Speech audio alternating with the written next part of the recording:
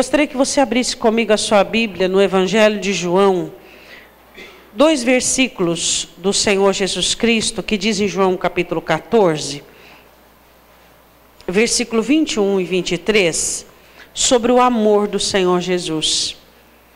O amor de Deus é algo que não se pode explicar. Paulo não pôde, falando da altura, profundidade e comprimento. João, ao dizer em João 3,16, diz de tal maneira. Paulo aos Efésios diz assim, que o amor de Deus revelado em Cristo.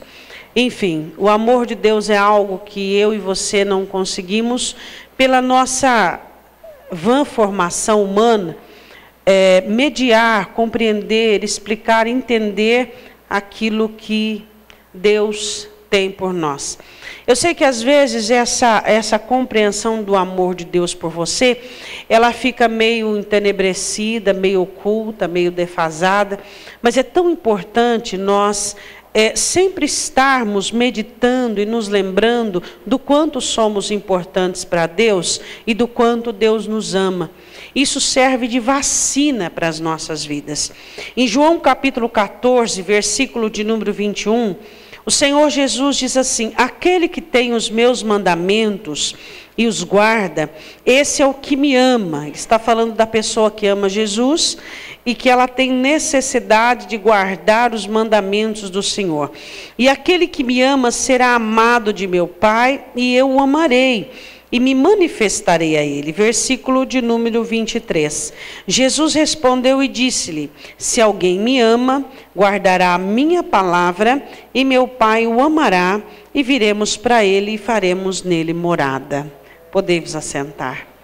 Desde criança eu sempre gostei muito deste versículo, particularmente o 23, porque para mim, na consciência de criança, era maravilhoso saber que eu portava Jesus no meu coração.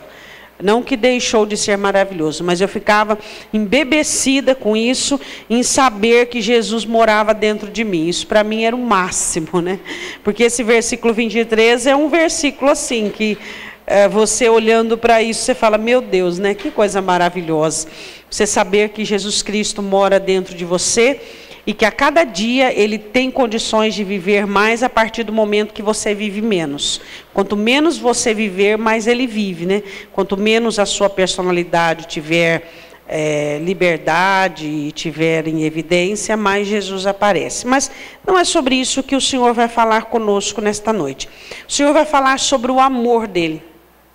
Deus te ama, amém? E Deus me ama também.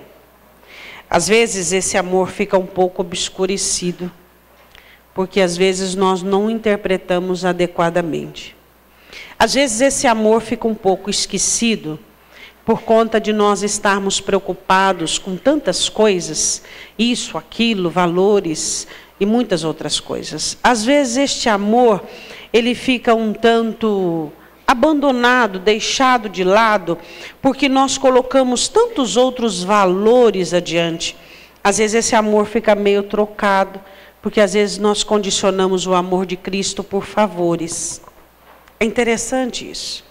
Às vezes você percebe assim, que quando você é útil, e quando, não sei se você já passou por isso, quando você é útil, quando você está sendo produtivo, você é amado. Você é evidenciado, e quando você deixa de ser produtivo por algum momento, por alguma situação, você percebe que não existe mais aquele mesmo amor.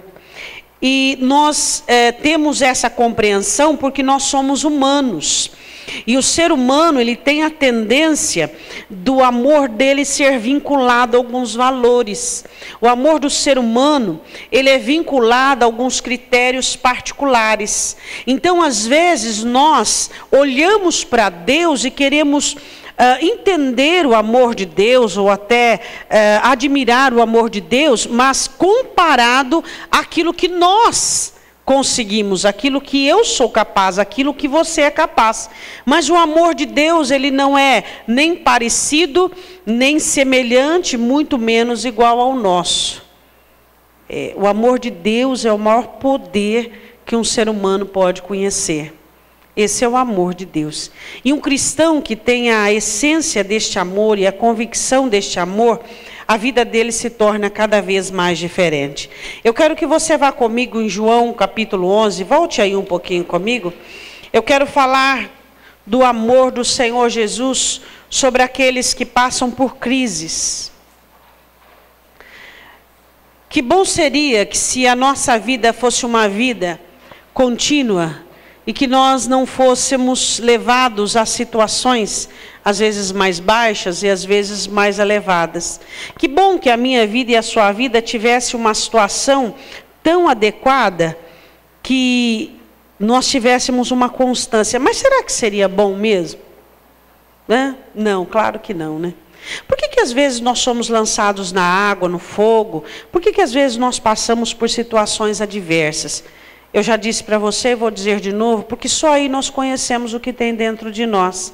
A única maneira de você saber o que tem dentro de você é colocar você numa situação adversa, numa situação contrária àquilo que você esperava.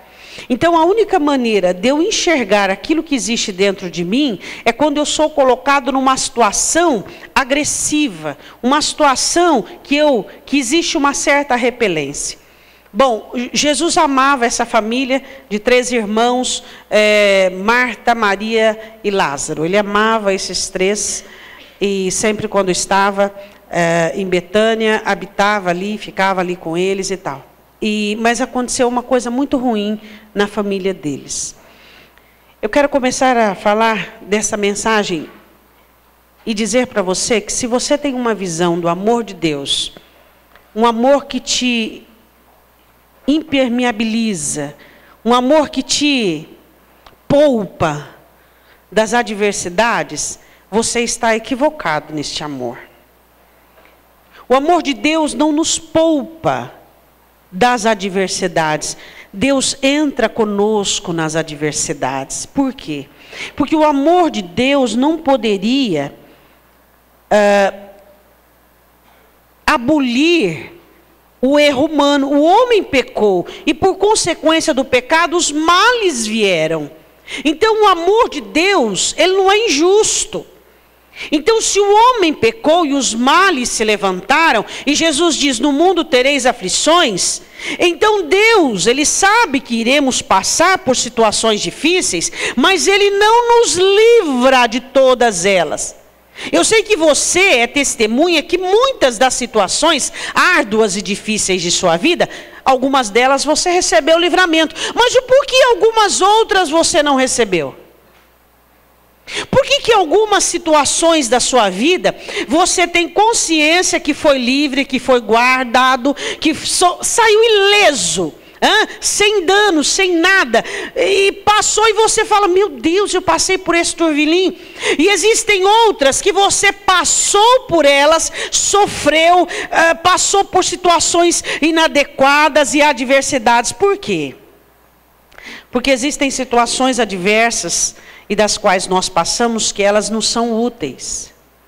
As situações das quais Deus permite que nós passamos, elas nos são úteis. Úteis para quê? Para nos formar. Nós somos formados pelas mãos do Senhor e muitas vezes as situações são contribuintes para que isso aconteça. Marta e Maria perdem seu irmão e 2 mulheres na sociedade judaica, sozinhas, ficaria muito difícil. A Bíblia diz em João, capítulo 11, versículo de número 3, mandaram-lhe, pois, suas irmãs dizer, Senhor, eis que está enfermo aquele que tu amas. Pessoas que Jesus ama, também passa por situações adversas. Diga amém. Amém. E quando você passa por situações ruins, você se revolta? Você fica assim chateado, triste, você fica achando que Jesus não está nem aí com você? Existem pessoas e pessoas. Quanto mais nós termos a noção deste amor, menos vamos sentir esse tipo de coisa. Quanto mais você ter certeza do amor de Deus, a convicção do amor dele, menos os seus sentimentos vão manifestar-se num tempo difícil tal como esse. Mas passa muita coisa pela cabeça dos crentes. Passa que... O que passa? Que Deus não está olhando para eles. que Deus não os ama como eles pensavam que eram amados. O que mais que passa na cabeça dos crentes? Que era um equívoco, que Deus não tinha tanto interesse assim nele como antes. Você sabe que para Marta e Maria foi muito difícil a demora do Senhor Jesus. Muito difícil. A ressurreição de Lázaro estava garantida. O que não estava garantido era a fé de Marta e Maria. O problema seu, a solução já está garantida. O que é que não se garante? É o seu comportamento na hora da aflição. A solução de Deus para a sua vida já está garantida. Por quê? Porque a palavra do Senhor diz assim, em Jeremias, que o Senhor projeta o bem. Deus projeta o bem ao meu respeito e ao seu respeito. Ele não tiraria você do mundo para que você perecesse no reino de Deus. No reino de Deus não é um lugar de perecer. O reino de Deus é um reino de justiça, de paz e alegria no Espírito Santo. Deus não tiraria você lá de fora para que você perecesse no reino. A sua sorte está garantida, o seu destino está garantido, a sua bênção está garantida. Agora, o que muitas vezes os cristãos não conseguem garantir é o seu posicionamento em meio à adversidade, porque são arrombados de uma maneira intempestuosa pelo próprio coração. Eles são assaltados por si mesmos e começam a perder a linha, a perder o posicionamento. Quando mais precisam ser fortes, mais fracos são. Quanto mais confiantes deveriam ser naquela hora, porque é aquela hora que você precisa de fé. Não foi antes nem depois, é aquela hora. É naquela hora que você precisaria de sobriedade, de equilíbrio, de posicionamento, e é onde falta. Por quê? Por causa do poder da adversidade. A Bíblia diz que Jesus amava os três. Versículo 4, Jesus ouvindo isto disse: esta enfermidade não é para a morte, mas para a glória de Deus, para que o Filho de Deus seja glorificado por ela. Ora, Jesus amava a Marta e a sua irmã e a Lázaro. Diga, Jesus amava essa família. Bom, e essa família, por ser amada por Jesus, Jesus quis colocá-la num projeto do reino de Deus. O reino de Deus tem alguns projetos para se cumprir a palavra. Ele disse que o projeto que ele tinha para essa família era que Deus fosse glorificado. Mas essa família ela não estava adequada nem preparada para estar dentro desse projeto da glória de Deus. Muitas vezes Deus tem projetos para mim e para você, para glorificar o nome dEle, para exaltar o reino de Deus, para estabelecer princípios bíblicos, mas é que nós não estamos preparados para os projetos do reino de Deus. É aí que pega, é aí que a situação fica delicada. Deus quer para você isso, e a sua medida é PP. Deus quer XLG. Deus quer trabalhar na sua vida, Deus quer fazer algo gigante, algo grande, algo que exalte. Deus quer te dar uma vitória sobremaneira, mas a questão é que muitas vezes nós não temos suporte humano, emocional e espiritual para que possamos compreender os propósitos e os planos de Deus. A nossa fé não dá.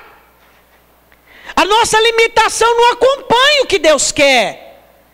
Deus quer nos ensinar por meio de uma situação difícil, mas nós, em nossa humanidade, nós não acompanhamos aquilo. E existem pessoas que mesmo depois de 10 anos que aconteceu, 20 anos, elas ainda ficam enlutadas e martirizadas por uma dor, por um projeto de Deus. Quando você fala projeto de Deus, você pensa assim, em milagre, em glória, em construção, mas Deus também tem projeto de derrubar.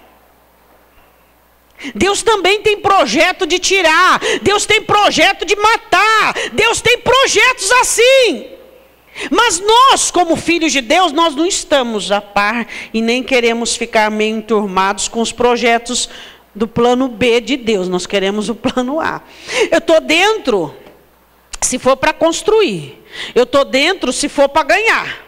Eu estou dentro se for para ter vida. Eu estou dentro, mas é para minha glória. Não, Senhor, perder para a tua glória não dá. Eu não sou tão crente assim.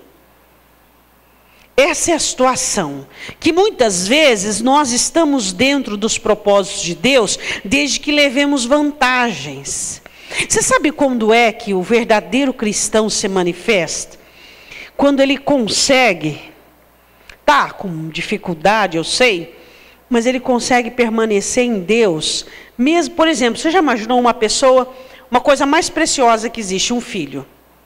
Imaginou uma pessoa que perde um filho e mesmo assim continua no Senhor, confiando em Deus, acreditando no Senhor? Quer dizer, quantas pessoas ganham filhos e dizem, oh Deus, estou dentro, hein? Estou dentro do teu projeto, aí, oh, vem aqui apresentar o bebê, e esse bebê cresce, oh, está dentro... Mas aí o Senhor fala, eu tenho um projeto para tirar o... Não, tirar não! Ganhar sim, tirar nunca! E foi o que Marta e Maria não conseguiram compreender. Deus tinha um projeto. Deus tem um projeto. Jesus tinha um projeto. Ele diz assim, olha, é para a glória de Deus. E eles não conseguiam compreender o que é para a glória de Deus.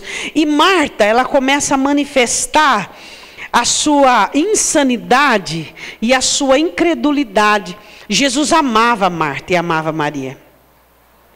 Mas o amor de Jesus não impediu que Marta se tornasse uma pessoa incrédula, uma pessoa que não tivesse uma fé que alcançasse o objetivo. Você sabe que Jesus ama todos nós, mas muitas vezes nós não temos fé para alcançar os propósitos e os projetos de Deus. Que pena, irmãos. Que pena. Que pena quando você vê um milagre na sua vida e você fica murchinho, murchinho. Você já viu uma pessoa alcançar um milagre e ficar sem jeito? Eu já vi. Por que quando pessoas alcançam um milagre, elas ficam envergonhadas e sem jeito? Porque não tiveram participação nenhuma ali. Não tiveram fé, não tiveram confiança, não tiveram posicionamento. Foi só Deus. Foi a misericórdia dele, foi a graça dele, foi o poder dele, foi o espírito dele, foi os anjos, foi alguém que teve fé do lado, à esquerda e à direita. O crente, quando recebe milagre e não tem participação alguma, ele fica murchinho, ele fica sem jeito, acuado. Irmão, você não vai celebrar a glória, você não vai celebrar o milagre. Não, glória a Deus, é glória a Deus mesmo. Por quê? Não houve fé, não houve participação ativa. Deus, eu estou aqui, pode contar comigo. O que é que o Senhor precisa? O que é que o Senhor quer? Aquele momento de dor em Marta funcionou como uma abstinência total de fé. A dor dela foi maior que qualquer coisa. Jesus ama os que têm dores, mas a dor não pode ser maior que o amor dele. Jesus ama as pessoas que estão tristes, que estão doloridas, que estão sofrendo, que estão perdendo ou que perderam. Pessoas que estão passando por situações adversas, mas a dor não pode ser maior que o amor dele por mim. Tá, você está passando por uma dor, é compreensível, nós somos humanos. Nós passamos por dores inúmeras em nossas vidas. Passamos dor porque temos, porque não temos, porque ganhamos, porque perdemos, porque sofremos. Enfim, nós somos dotados dessa sensibilidade de sentirmos dores. Mas a questão é que a sua dor não pode ser maior que o amor do Senhor por você, correto?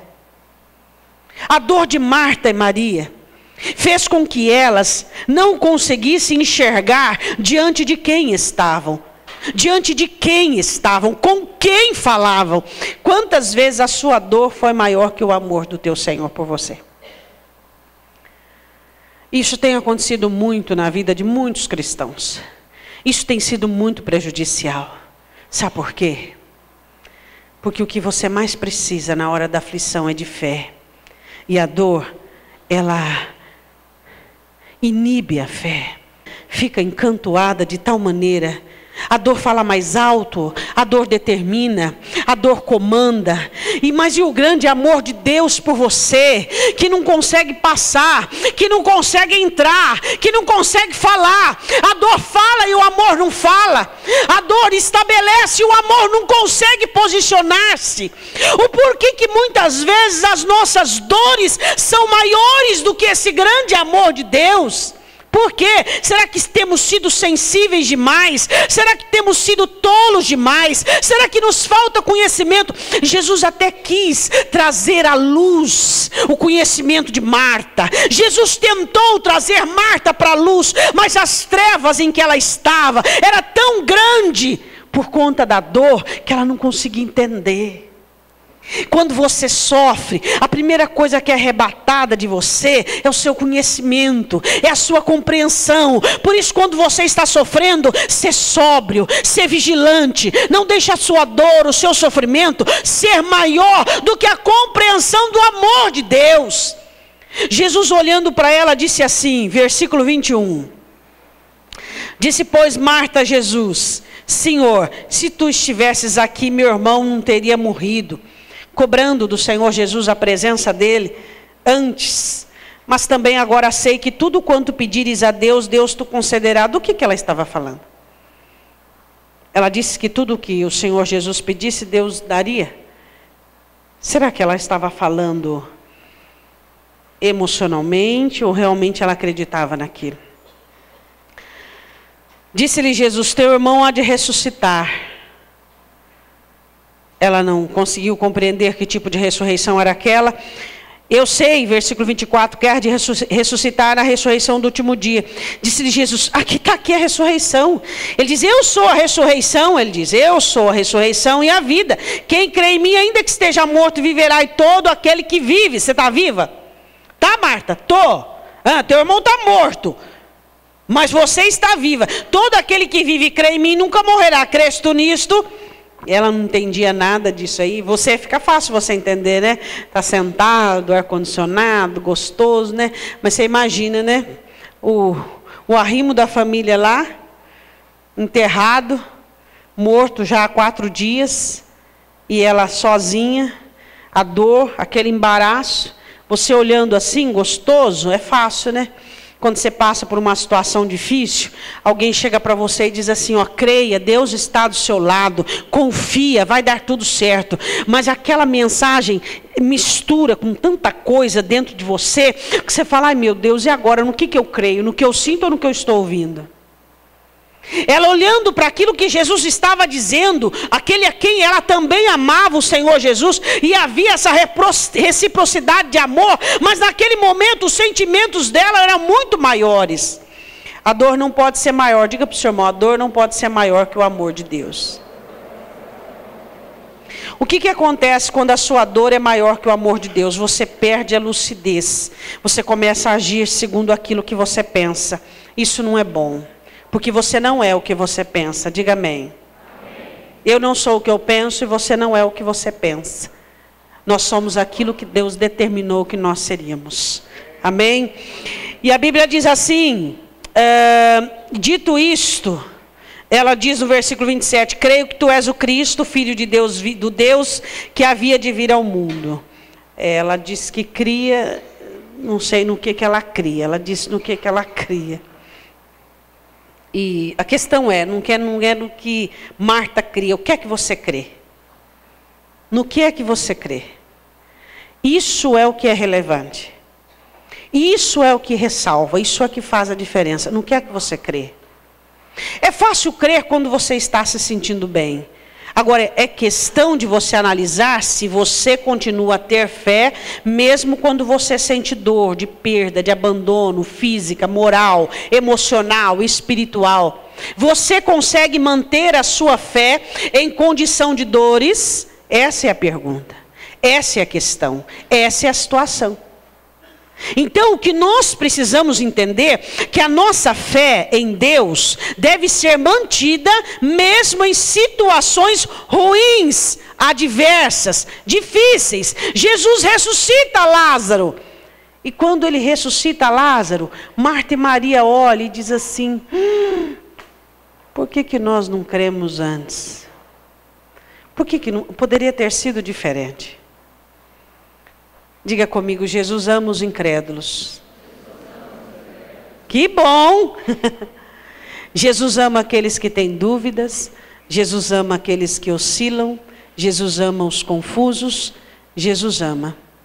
Mas esses sofrem. desnecessariamente. Marta e Maria sofreu tanto, tanto desnecessariamente.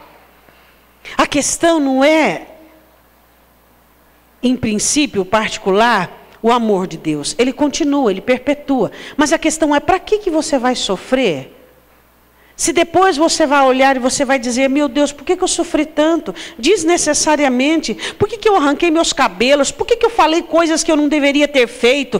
Por que eu disse? Por que eu fiz? Por que eu agi dessa maneira inadequada? Porque eu estava com dor? Essa é a minha explicação? A minha desculpa é que estava dolorido, é por isso que eu me rebelei, é por isso que eu me posicionei contrário à minha fé.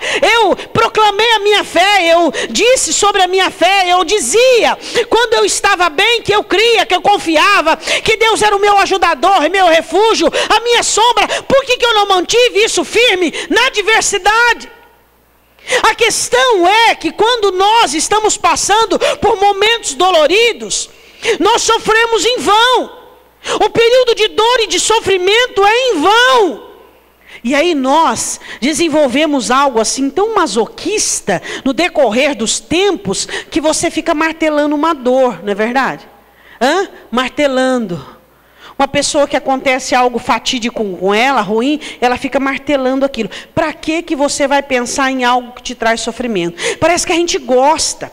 Uma pessoa te fez algo mal, ou te traiu, ou fez algo, ou falou, vamos lá, falou alguma coisa para você. Você fica, parece que ressonando aquilo na consciência, ouvindo a voz, parece um gravador contínuo. O que você está produzindo? Você está produzindo fraqueza em você mesmo. Você está minando suas forças e dá a sensação de um certo conforto. Isso não é divino, isso é maligno. Se você fica bombardeando sua alma com situações ruins que te fazem mal, para que você vai ter essa inclinação depressiva? Você não precisa disso. Ficar martirizando. Aí por isso que você diz, eu não tenho fé. Mas como é que você vai ter fé se você mesmo trabalha contra qualquer iniciativa da palavra de Deus no seu coração? De te levantar, de sustentar. Aí você fica ministrando coisas pejorativas, destrutivas, conselhos iníquos e ruins na sua mente. Aí não tem condição. Então os seus pensamentos devem contribuir como?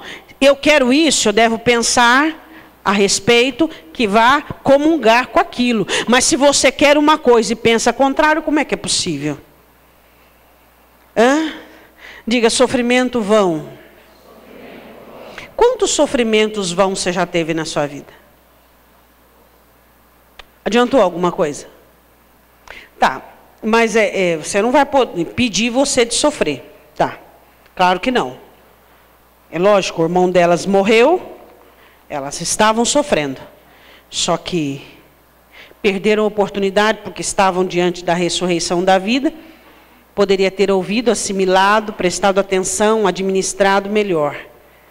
Porque a ressurreição era certa. O seu milagre é certo, diga amém. Então se você sofre demasiadamente é em vão. Aí o que acontece? Você recebe o milagre e está em defasagem. Dano. Fé diminuída, alegria diminuída, ânimo. Quantas pessoas hoje usufruindo de milagres, só que ele está em defasagem. Ele não tem o ânimo que deveria ter, não tem a alegria que deveria ter, ele não tem entusiasmo que deveria ter. Ele não tem por quê? Porque ele já se danificou numa situação que perdurou demais, ele se entregou demais. É interessante sobre a questão de entrega. Você já viu como é que os crentes se entregam para a dor? Muito mais do que se entregam a Jesus Cristo. Se nós nos entregássemos a Deus como nós nos entregamos aos problemas, nós seríamos, acho que, um bando de anjo. A gente teria virado anjo, meu irmão. Ou muitos Enoques. Porque a dificuldade que nós temos de nos entregarmos a Deus e a facilidade que nós temos de entregar o problema você vive ele 24 horas. Você sonha, você pensa, você se entrega, você esquematiza. E quando é para Deus, você fica reticente, assim meio que desconfiado. Se elas pudessem entender aquilo que acontecia, elas teriam agido diferente, assim como eu e você. Precisamos de sobriedade e equilíbrio para entendermos que a dor não pode ser maior que o amor do Senhor por nós. Mas você vai passar por dores. Todos nós iremos passar. Só que essa dor não pode ser maior que o amor de teu Senhor. Amém? Eu quero que você vá comigo em Marcos capítulo 10. Jesus, o amor dele é muito maior que qualquer dor. Marcos capítulo 10, versículo 17. Eu quero falar que Jesus ama os apaixonados. Aqueles que têm paixões. Ele ama. Você sabe que existem muitas pessoas que gostariam de servir Jesus, mas não conseguem? Muitas pessoas. E às vezes você é colocado na vida dessas pessoas para ajudá-las. Isso é tão importante. Quando você consegue ajudar alguém a servir e a seguir o Senhor Jesus, isso é muito importante. Você já se deparou com alguém que, por questões humanas, espirituais, não consegue andar? Anda um mês bem, 2 meses cansado, 15 dias bem, 1 mês desanimado, 20 dias santo, 3 meses corrupto. Você já viveu, já se deparou com pessoas assim? Existem pessoas que precisam da nossa ajuda. Que bom se todo mundo fosse como você. Né?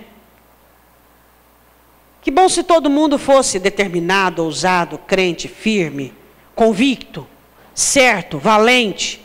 Ah, seria uma maravilha, né? Mas não são todos que conseguem a mesma destreza, o mesmo andar, a mesma capacidade. Existem pessoas que são mais frágeis do que outras. Existem pessoas que são mais débeis do que outras. Existem pessoas que são mais defasadas do que outras. E Jesus também ama essas pessoas. E você as ama? É bom amar os fortes, não é? Não é gostoso amar gente forte? De caráter, gente determinada, gente firme. Não é verdade? O céu é céu por muitos motivos, mas principalmente um deles, um motivo bom, é os habitantes que moram ali. O céu é céu por quê? Primeiro porque Jesus está lá. Mas o céu é gostoso por quê? Você vai morar com quem? Gente forte, Isaías. Gente sábia, Daniel. Pensa em uma categoria, gente bondosa. Pensa. O que você imaginar de bom tem lá. Lá o céu é a população a elite dos que habitaram nessa terra. Então o céu é muito bom. Não é bom conviver com gente forte, de caráter, determinado, não sei, dependendo dos seus valores. Pessoas que são gentis, amáveis, é muito bom, mas não é todo mundo assim. E quando você se depara com uma pessoa que ela não supre as suas exigências, o que é que você faz? O que Jesus faz quando ele se depara com pessoas que não suprem as exigências dele? A gente sabe o jeito que a gente faz, né? A gente ignora, não ignora? Tipo assim, aquele irmão está ali. Por que você não vai... não, ele só fala de problemas. Senhor, tenha misericórdia. Não aguento mais aquele irmão, furto aquele irmão. E quando ele pega um assunto, ele martela. E não aguento, não dou conta. Não é? Por que você... Não, aquela irmã é muito chata. Meu Deus do céu, é chata. Ela não tem assunto. Ela só fala em coisa frívola. E eu não... Ixi. Aí você vê, é outra frívola que conversa com ela. Por que ela continua frívola? Porque ela só conversa com gente frívola e vã. Nenhuma irmã com misericórdia, com sabedoria, se enturma com ela para que ela possa enriquecer em assuntos ou alguma coisa desse tipo. E assim somos nós. Mas Jesus ama as pessoas que são dominadas por paixões e que não conseguem andar direito, sabia? Ele ama essas pessoas. Somos nós que não amamos. A gente gosta só de pessoa que esteja na altura do nosso tipo, aquele que alcança as nossas exigências. Aí a gente gosta. Esse aqui é inteligente. Eu gosto de conversar com esse irmão porque ele é inteligente. Eu gosto de conversar com esse irmão porque esse irmão me acrescenta. Esse aqui, quando eu quero me divertir, eu converso com esse. Esse, quando eu quero conhecimento, eu converso com esse. E nós somos assim. É ou não é? Nós somos assim. E as pessoas que às vezes não conseguem, continuam não conseguindo, porque os que conseguem, não conseguem ajudá-los. A Bíblia diz em Marcos capítulo 10, versículo 17... Pondo-se a caminho, correu para ele um homem, o qual se ajoelhou diante dele e lhe perguntou: bom mestre, que farei para herdar a vida eterna? Esse moço não queria um carro novo, uma casa nova, ele não queria algo que fosse material, porque ele era rico, ele queria morar no céu, como todos nós queremos. Jesus lhe disse: por que me chamas bom? Ninguém é bom senão um que é Deus. Tu sabes os mandamentos: não adulterarás, não matarás, não furtarás, não dirás falso testemunho, não defraudarás alguém, honra teu pai e tua mãe. Todos os mandamentos concernentes ao humano, à humanidade, a relacionamento, Jesus falou com ele. E ele era um cumpridor dos mandamentos que eram relacionados ao ser humano, todos eles. Bom, a pessoa muito boa, né? Uma classe muito boa. Só que alguma coisa faltava nele. Ele queria ter o nome escrito no livro da vida. Ele queria salvação, como eu e você, todos nós queremos. Aí ele, porém, responde, diz: mestre, versículo 20, tudo isso eu guardei desde a minha mocidade. E Jesus, olhando para ele, o amou. Jesus o amou. E lhe disse: falta-te uma coisa. Vai, vende tudo quanto tens e dá aos pobres, e terás um tesouro no céu. Vem e toma a cruz e segue-me. Aquele moço, ele queria mais do que aquilo que ele estava vivendo. Ele queria o céu. E quando se quer o céu, é preciso primeiro conversar com o dono dele. E ele foi conversar com o dono. O que é que eu preciso fazer? Você vende tudo que você tem, dá aos pobres e vem me seguir. A hora que ele ouviu aquilo, ele ficou muito triste. Muito triste, porque ele era muito rico. E ele, mesmo sendo amado pelo Senhor Jesus, ele não conseguiu. Existem muitas pessoas que não estão conseguindo servir ao Senhor Jesus e segui-lo. Por isso que existe esse evangelho intermediário. Você sabe que agora nós temos um evangelho intermediário. Um evangelho para aqueles que não querem ser do mundo e também não querem ir para o céu. Não querem assim, você está entendendo, né? Não conseguem ir para o céu. Então eles frequentam a igreja e tem esse evangelho intermediário. Eles se sentem bem fazendo parte da igreja, se sentem bem ouvindo a palavra, mas eles não conseguem assumir um compromisso para chegarem ao céu. Mas para que eles sejam do mundo, eles não conseguem. Coisas muito sérias e comprometedoras, como ir para o céu e cumprir o mandamento, é muito complicado para eles. Então é o evangelho intermediário, é só para ficar bem, para se sentir bem. Tipo um desencargo, um bem-estar, uma falsa noção de cristianismo. Esse é o evangelho intermediário que se prega e que se tem vivido nesses últimos dias, já dito antes pelo apóstolo Paulo. Então esse evangelho intermediário é o que muitas pessoas estão buscando. Um evangelho onde você não é do mundo, não faz coisas assim, muito ruins, e também você não quer um compromisso assim, acirrado e árduo, que te exige carregar a cruz, essas coisas assim, sabe? De viver para Cristo, de morrer na cruz. Então eu não quero isso, também eu não quero aquilo. Onde é que eu fico? No meio, não é? Então eu fico no meio, e aí no meio eu consigo pelo menos uma noção, uma falsa ideia que está tudo bem. Aquele moço chegou ao Senhor Jesus e certamente ele não esperava essa direção. Ele esperava um elogio, ele esperava algo que fosse mais fácil.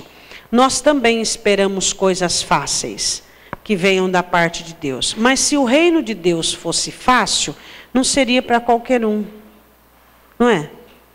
Se o céu fosse fácil, não seria para qualquer um. Você já imaginou se qualquer pessoa entrasse no céu? Não seria mais céu, né? Teria já que arrumar um outro nome, né? E esse moço esperava qualquer coisa, menos que Jesus falasse daquilo que ele mais amava.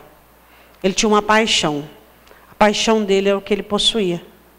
A paixão dele é o que ele tinha. Isso era a paixão desse moço.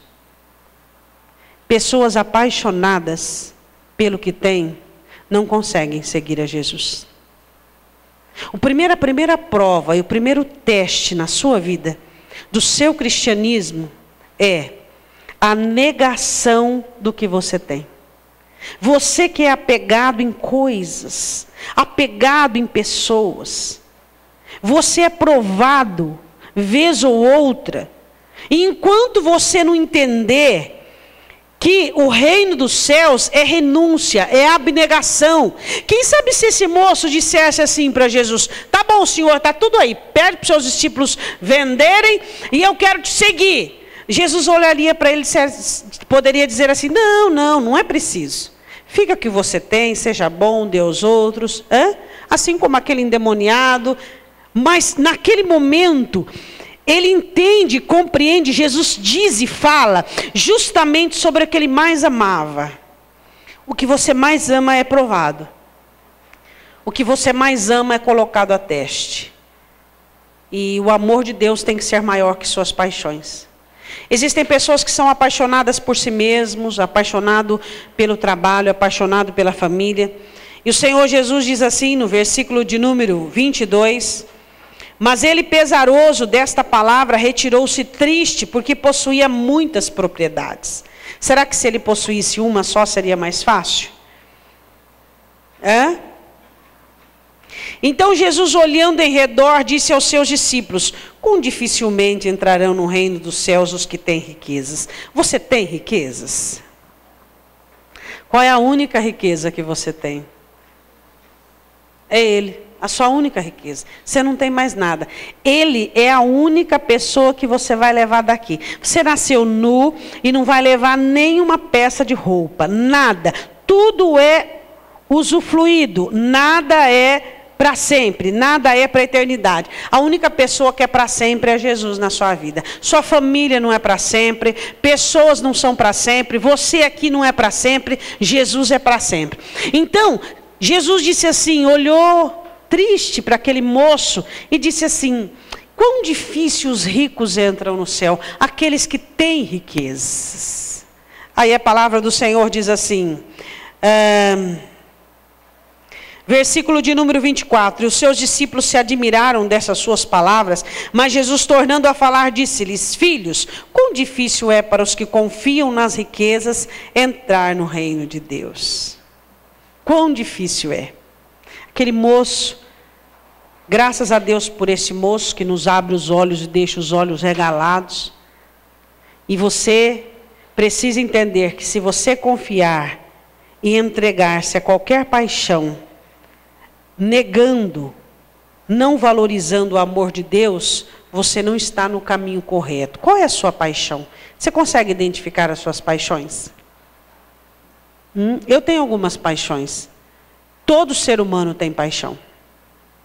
Existem pessoas que a paixão dele é a família, são os filhos, é o cônjuge, é o trabalho, não sei. Só que existe um amor que deve suplantar e ser maior que qualquer paixão da sua vida. Aquele moço tinha a paixão dele, que era a riqueza, as propriedades que ele tinha. E quando foi colocado diante dele o amor do Senhor Jesus, ele não conseguiu servir e seguir ao Senhor Jesus. Existem pessoas que são apaixonadas, que não conseguem seguir Jesus, porque amam mais a família. E a família, ele não consegue dedicar-se a Jesus, entregar-se a Jesus, porque a família é um problema na mente dele, na vida dele, é discórdia, é briga, é dissensão. Ele ama Jesus, mas tem o trabalho dele, que é a paixão dele, e pela paixão dele, ele não consegue receber o amor de Cristo, e seguir a Cristo, e as outras coisas que o acompanham. Suas paixões irão tirar você do caminho do reino.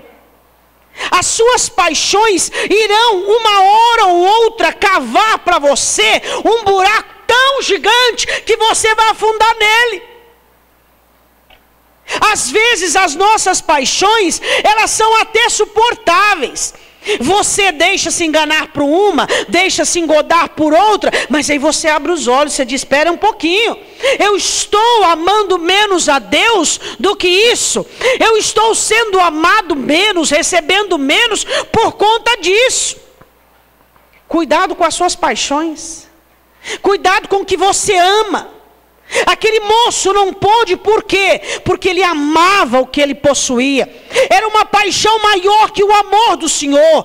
A Bíblia é enfática dizendo assim, Jesus o amou. Jesus ama gente que tem paixões. Jesus ama gente que tem paixões carnais. Jesus ama pessoas que erram, que falham. Jesus ama pessoas que tentam acertar. Mas até quando essas pessoas ficarão nesse impasse? Essa é a situação. A situação, meu irmão, não é o amor de Deus. Deus te ama. Deus te ama. Esse moço aqui, ó, ele era amado por Jesus, mas não conseguiu. A questão não é mas Deus me ama, tá? Deus te ama, mas aí? Deus te ama, mas você não está conseguindo servi-lo. Deus te ama, mas você não está conseguindo obedecê-lo. Deus te ama, mas as paixões têm falado mais alto. E aí, até quando vai ser esse impasse? É muito bom e agradável e confortante saber do amor de Deus, desfrutar do amor de Deus, mas até quando a sua natureza, a natureza humana, vai te impedir de caminhar, de progredir, de prosseguir no caminho, por causa da sua paixão? Cuidado, um dia a sua paixão pode lhe pregar um golpe, e quando você dar por conta, você não conseguirá mais vê-lo, porque ele estará muito distante de você. Cuidado com as suas paixões. Muito cuidado, o Senhor está falando contigo. Você tem uma paixão, seja ela uma concupiscência, seja ela um erro, seja ela um trabalho, seja ela uma família. Deus ama você, mas você precisa se livrar-se disso que é maior que o amor de Deus na sua vida. A Bíblia diz assim, eu quero agora ir com vocês em João capítulo 13, versículo 21. Quero falar agora sobre uma outra pessoa amada por Deus. Nós já falamos até agora das pessoas que são amadas e passam por dores. E o amor de Deus tem que ser maior que a dor, diga amém. Pessoas que são amadas por Deus, mas têm suas paixões. E o amor de Deus tem que ser maior que a sua paixão. Quanto tempo que você perde perdão do seu pecado na ceia? Quanto tempo? E até quando você vai pedir perdão do seu pecado na ceia? Essa é a situação. A sua paixão não pode mais tomar o lugar do seu compromisso com Deus. Foi o que o jovem rico passou. Eu quero falar agora de uma pessoa amada e que eu e você queremos estar no lugar dele. Até então nós vimos o amor daquele que sofre, o amor daquele que tem paixão. Agora nós vamos contemplar o amor de um discípulo. Você é discípulo do Senhor, amém? A Bíblia diz assim em João capítulo 13, versículo de número 21. Tendo Jesus dito isto, turbou-se em espírito e afirmou, dizendo, na verdade vos digo, que um de vós há de me trair. Estavam na ceia, e Jesus falando sobre a traição, e havia um discípulo em quem Jesus amava muito. Qual era o nome dele? Qual era o nome dele?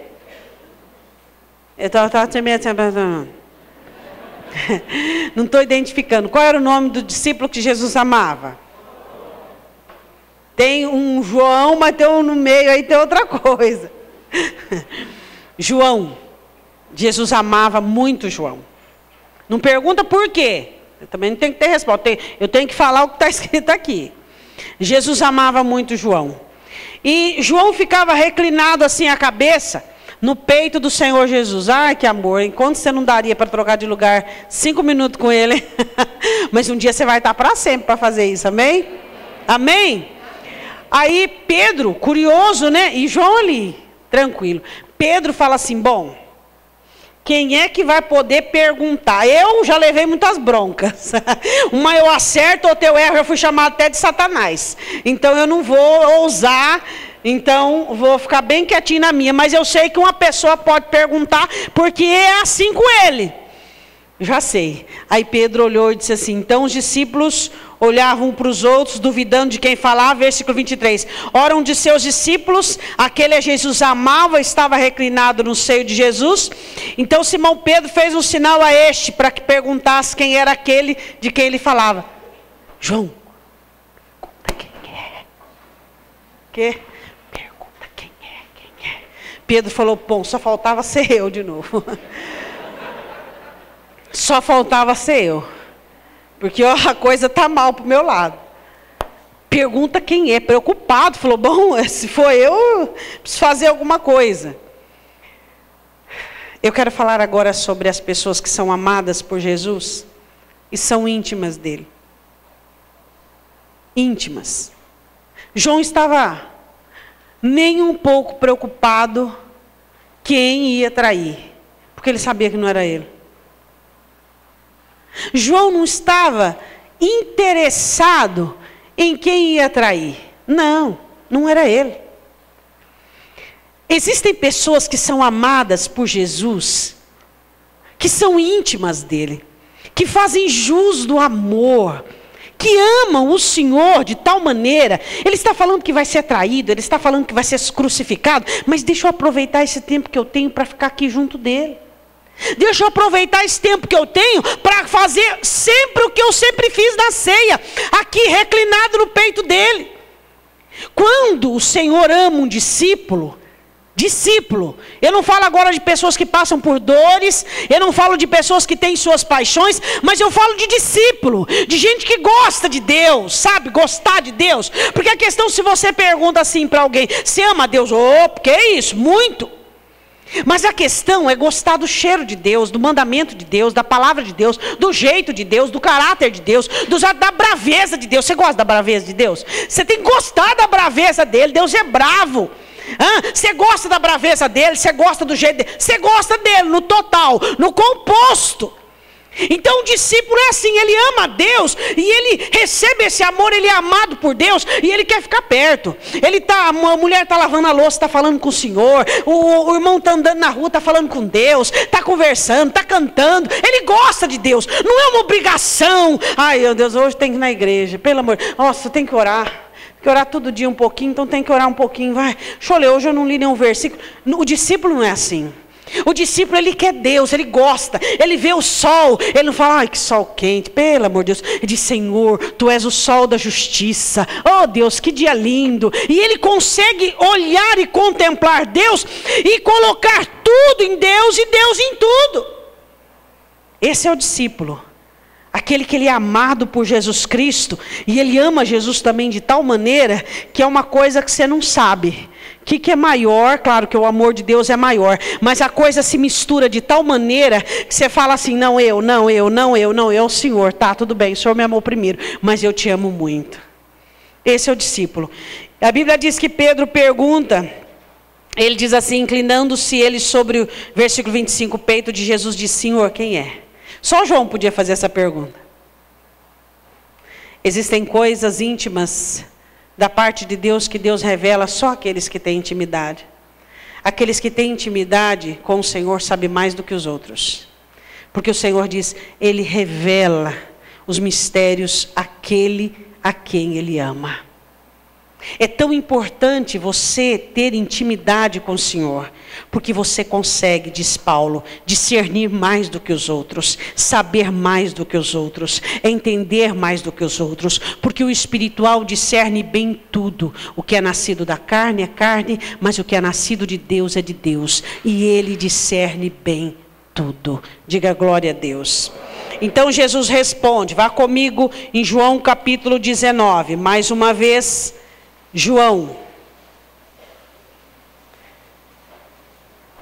Aquele a quem Jesus ama não tem problema com responsabilidade. João 19, versículo 25. Jesus te ama. E você o ama. Então você não tem problema com responsabilidade, correto? Hã? Existem pessoas que têm uma dificuldade com responsabilidades, por exemplo, não, eu tenho que ser honrado. Nossa, mas honrado, é difícil ser honrado, hein? Quando você é amado por Deus, e quando Deus faz você entender isso, e você ama também ao Senhor, essas questões são básicas. Eu tenho que perdoar o irmão, eu tenho que perdoar, Senhor, eu não aguento mais perdoar não, hein? Não. Quando você é discípulo amado, não, eu tenho que perdoar. Não tem problema nenhum perdoar. Qual o problema? Eu também sou um perdoado. Perdoar alguém para mim é indiferente. Está perdoado, meu irmão. Eu tenho que amar. Não, eu gosto de amar. Eu gosto de perdoar. Eu gosto da honra. Eu gosto da firmeza. Eu gosto da determinação. Eu gosto do amor de Deus. Jesus olha para João e olha para Maria e disse assim: a quem é que eu vou entregar ela para cuidar dela, senão para ele? O discípulo que Jesus ama, ele entrega as coisas mais preciosas, as coisas importantes. Quando você é amado por Jesus Cristo como um discípulo, Ele confia a você coisas que a ninguém Ele confiaria. Ele entrega nas suas mãos coisas que a ninguém Ele entregaria. Ele conta com você para coisas que com ninguém Ele conta. Você já passou por uma situação que você disse assim: mas Deus, por que eu? Por que o Senhor não deu isso para o outro? Não, porque você é um discípulo que eu amo. Você não é só alguém que eu amo. Você é amado e é discípulo. Você não é só alguém que passa por dor e é amado. Você não é só alguém que tem paixões e é amado. Você é amado e é discípulo. Então, além de você ter intimidade comigo, onde eu revelo as coisas concernentes à sua vida, eu também te entrego responsabilidades. Amém? Você já está nessa categoria? De Deus entregar a você responsabilidades? Você tem que amar. Você tem que perdoar. Você tem que andar a segunda milha, porque eu amo você. Eu não diria isso a uma pessoa que eu não amo, alguém que nada tem a ver comigo, a um ímpio lá fora, alguém que não quer saber dos meus mandamentos, que ama as trevas. Mas a você, a quem eu amo, dediquei a minha vida, morri por você na cruz e vou voltar para te buscar, eu te ordeno: ame, ajude, abençoa, perdoa, anda a segunda milha, seja responsável por este amor. O discípulo que é amado tem que ser responsável. Ele me ama, então eu tenho que ser responsável por esse amor. Eu não estou sendo amado por um anjo, por uma estrela, não estou sendo amado por um profeta, eu estou sendo amado pelo Filho do amor de Deus. E eu tenho que ser responsável por este amor. Quando Deus ama um discípulo, Ele coloca sobre ele responsabilidades. E aí o crente fica assim com responsabilidades, já viu? Não, Senhor, não pega em mim não. Irmão, você é responsável, então chega para lá, vai que isso aí pega. O que é responsabilidade? Ser um cristão. Ser autêntico, levar as coisas à risca, como tem que ser, da maneira que tem que ser. O Senhor mandou, está mandado. O Senhor ordenou, está ordenado. Não tem nada que questionar, não tem nada que tentar barganhar, porfiar. Falou, está falado. Temos que ser responsáveis por este amor, porque às vezes nós queremos estar dentro apenas das bênçãos. Senhor, é bênção, estou aqui. Agora a responsabilidade é esse irmão é bom, Senhor. Olha, esse aqui, quando o Senhor manda, ele faz direitinho, é com ele aqui. Ó. Você tem que ser responsável. Você existe no reino. Você não é uma pessoa perdida como antes. Você não é alguém sem nome. Você tem nome, sobrenome. Seu novo nome está escrito no livro da vida. Foi dispensado anjos para poder cuidar de você diariamente. Você é alguém especial. O Espírito Santo habita dentro de você. Você acha que isso não incute responsabilidade? Você acha que nós receberíamos tudo isso para vivermos assim, ó, do jeito que nós queríamos? A Bíblia diz assim no versículo 25 de João 19.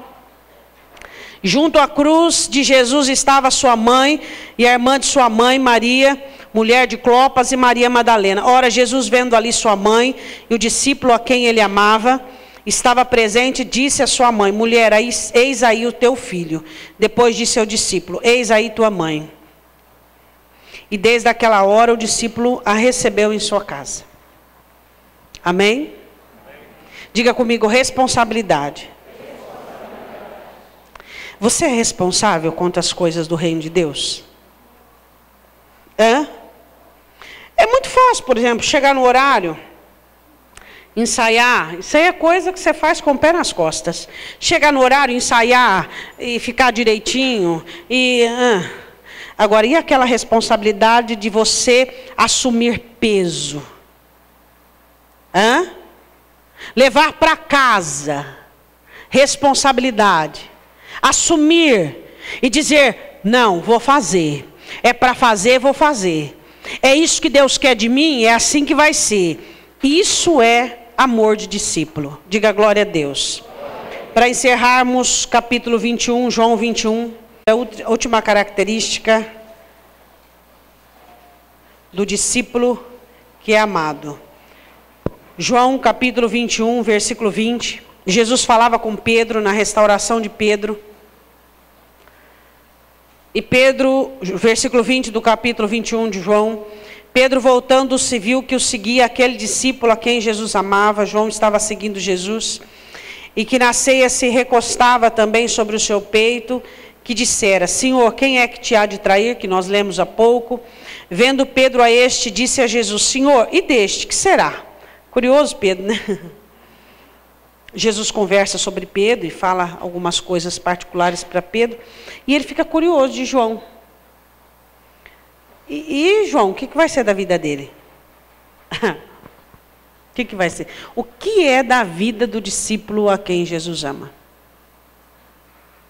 O que é da vida do discípulo a quem Jesus ama? Nem João estava interessado no que ia ser da vida dele. João podia ter perguntado assim: Senhor, o senhor deu algumas direções aí para Pedro? Dá aí para mim também. Mas o que bastava para João era só seguir Jesus, estar com Jesus. E a ele foi revelado Daniel do Novo Testamento, foi revelado o livro de Apocalipse, essa coisa maravilhosa que nós temos nas mãos, um livro profético. E a Bíblia diz assim, versículo 22, disse-lhe Jesus: se eu quero que ele fique até que eu venha, que te importa a ti? Segue-me tu. Se eu quiser que ele fique vivo até quando eu voltar, isso aí não te importa, Pedro. Você tem que dar conta de você e me seguir. O que é parte dele é dele e não sua. Aí foi espalhado assim, ó, que João não ia morrer, ó, coitado. Divulgou-se, pois, entre os irmãos este dito que aquele discípulo não havia de morrer, que João... Porém, Jesus não disse que ele não morreria, mas se eu quero que ele fique até que eu venha, que te importa a ti? Este é o discípulo que testifica dessas coisas e as escreveu, e sabemos que o seu testemunho é verdadeiro. João falando dele mesmo, né? Há, porém, ainda muitas outras coisas que Jesus fez, e se cada uma das quais fosse escrita, cuido que nem ainda o mundo todo poderia conter os livros que se escrevessem. Amém. Terceira característica do discípulo que é amado. A vida dele é algo que está em Deus e com Deus.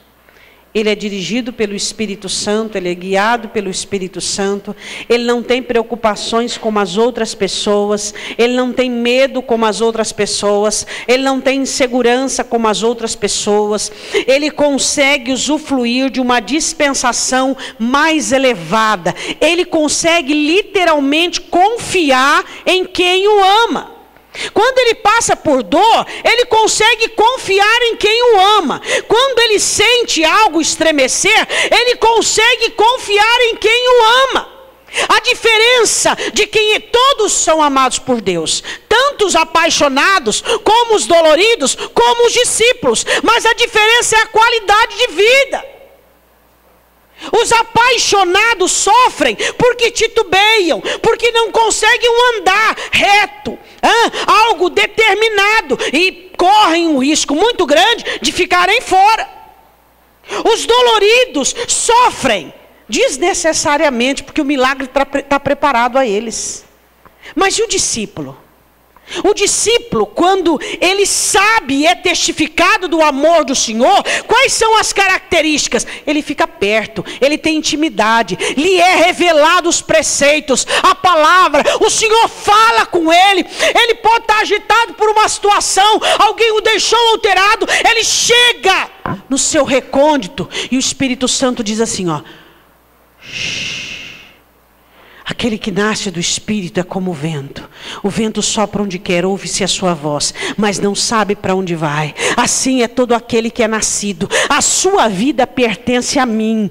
Aquieta e saiba que eu sou Deus. Ele tem comunhão com Deus, e Deus fala e aplaca e destrói toda insegurança nata humana. Todos são amados por Deus, diga amém. Só que a qualidade de vida deles são totalmente diferentes. Totalmente diferente. O discípulo, ele é amado e ele busca intimidade com o seu Senhor. Ele quer conversar com Deus. Surge um problema, ele não vai desesperar nem buscar soluções humanas. Com quem a primeira pessoa que ele vai falar é com Deus. Senhor, eu estou aqui, está com esse problema. Senhor, me dá direção. E o Senhor fala, e o Senhor responde. Por que Deus não fala comigo, diz alguns? Porque o seu coração fala muito alto. Quando o coração do cristão fala muito alto, ele não consegue ouvir a voz de Deus, porque Deus não grita, só a pastora que grita. E o coração dele está gritando, está gritando, está gritando. Mas ele não consegue ouvir Deus falar, porque as emoções dele estão assim, E ele fala, Deus fala comigo, fala comigo. O Senhor fala, eu estou falando, mas você está gritando muito aí. Seu coração, sua dor, sua angústia está totalmente desequilibrado, então você não está me escutando. Quando um discípulo ele é amado e ele é convicto desse amor, ele gosta dessa amizade, ele gosta dessa intimidade. Quando ele escuta assim, meu irmão, você tem que orar mais, ele fala amém. E lá vem a pastora com essa conversa de oração. Quem não é discípulo é assim. Quem é discípulo diz amém, Senhor, eu vou orar mais. O discípulo, quando ele ouve falar sobre comunhão, sobre perdão, sobre responsabilidade, sobre compromisso, ele fala isso mesmo, fala Deus, eu recebo agora, eu quero melhorar, eu vou listar lá o que eu tenho que diminuir, tirar da minha vida e riscar, vamos lá Senhor, vamos embora. Agora aquele que não é discípulo fala, pelo amor de Deus, olha. Não dá, é problema na vida, é família, é serviço, aí tem que cumprir ainda compromisso de mandamento. Aí eu não tenho cabeça para isso, eu não tenho estrutura para isso. O que não é discípulo é assim, tudo pesado, tudo é um jugo. Meu Deus, mas já trabalho, já venho na igreja. Tem gente que acha que vir na igreja está fazendo um favor para Deus, sabia disso? Senhor, de segunda-feira eu já fui na igreja, então o Senhor abençoa minha semana aí, faz um pacote geral aí, viu? Que eu já fui. Quando nós viemos à igreja, nós estamos fazendo bem para nós mesmos, não é bem para Deus, não é para nós mesmos. Você faz um bem para você abençoa a sua vida, você está ouvindo a palavra, você está em comunhão, você está dentro do ajuntamento onde Deus está. Então você faz bem para você mesmo. O discípulo não tem problema com responsabilidade, e o discípulo, a vida dele não está, quem está a par da vida dele é só Deus. O que vai ser? Não sei, Deus sabendo é o importante. E o mês que vem? Esse negócio de ficar preocupado com amanhã, com depois, o discípulo fala, não, isso aí não é para mim não, porque a Bíblia diz que quem fica preocupado com amanhã, isso aí é do maligno. A minha confiança está no Senhor. Esse é o discípulo. Ele não fica indagando, o que vai ser, o que vai acontecer. Ele sabe que até aqui o Senhor foi com ele e Deus vai continuar. É gostoso ou não é ser discípulo? Você é amado? Como um apaixonado? Como um dolorido ou como um discípulo? Todos os três foram amados. O apaixonado, Jesus olhou e disse assim, que pena. Não deu. O dolorido, Marta, Marta. O discípulo, coração, cabeça no coração, intimidade.